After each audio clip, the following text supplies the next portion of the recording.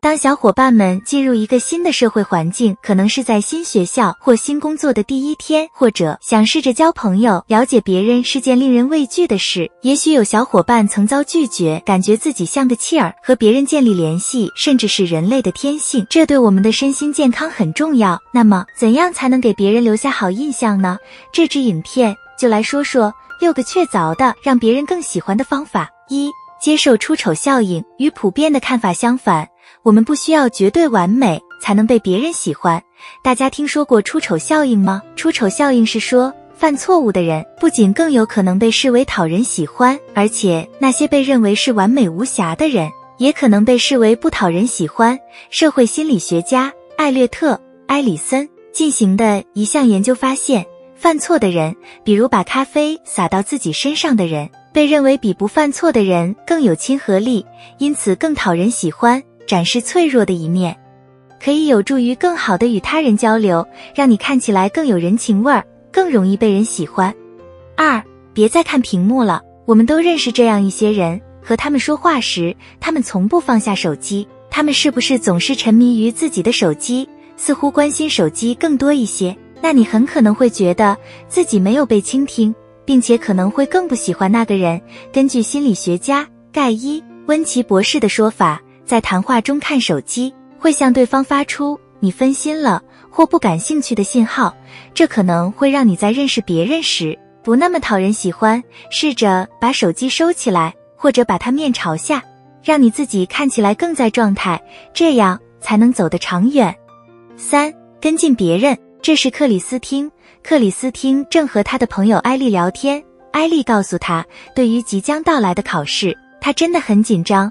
克里斯汀确认了他的紧张，并向他保证一切都会顺利的。考试结束后，克里斯汀问艾丽考得怎么样，艾丽说，考得很好，谢谢你的关心。大家觉不觉得艾丽会更喜欢克里斯汀？因为他记得，如果有人和你分享他们的个人想法，无论是即将到来的考试、重要工作面试，还是亲戚的健康状况，这可能意味着他们很兴奋或担心。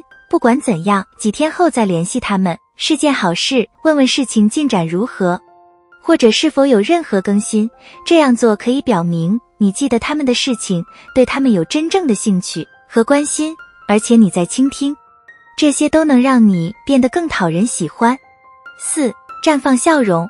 有没有小伙伴总是面无表情，或者不像自己希望的那样经常笑？根据渥太华大学研究人员的研究，微笑和更多的表情实际上可以让一个人看起来更讨人喜欢。他们发现，如果一个人想建立更多的社会联系和亲和力，表现出表达上的不和谐，尤其是在焦虑时微笑，可能有助于实现这一目标。你知道，别人说当你难过的时候，微笑可以让你感觉更好吗？研究人员发现，那些微笑的人实际上被其他人认为更可爱，比微笑带来的积极的内在效果要大得多。所以下次和别人在一起的时候，不要害怕笑1-2个，你会很开心，这可能会让你更受欢迎。5、大声说话。想象一下这个场景，你被介绍给一个新朋友，你试着通过交谈给他们留下个好印象，但他们却没怎么开口说话，只是偶尔点头。或者有的小伙伴可能会认为，在谈话中少说为妙，才能讨人喜欢，毕竟你不想被视为一个喋喋不休的人，这也能让你保持神秘感，对吧？这实际上并不像想的那样正确。事实上，根据芝加哥大学决策研究中心的一项研究，在与新朋友的谈话中说得更多，可能会与更高的受欢迎程度有关。给别人留下积极的印象中，交谈可以占到 70%， 这可能会让一个人看起来更熟悉，让别人有能力找到相似之处。不过，请记住，倾听他人的意见同样重要，也不应该主导谈话，顺其自然，至少每个人都有话要说。但是，比平时多说话，尤其是对陌生人，不会有什么坏处。最后一点，6、别压抑自己的压力。有没有小伙伴曾经用咬指甲、坐立不安、摸脸来表现出压力？普茨茅斯大学的新研究表明，人实际上可能已经进化到能够表现出这些压力极限，让自己看起来更讨人喜欢。这也会让别人对我们做出更积极的反应。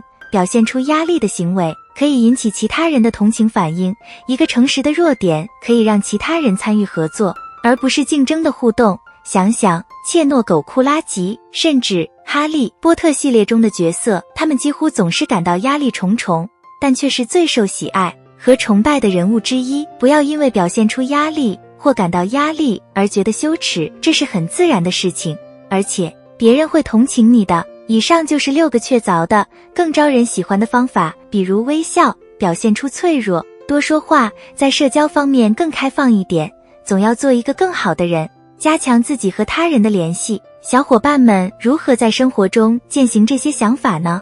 欢迎在评论区留言告诉我们你的想法哦。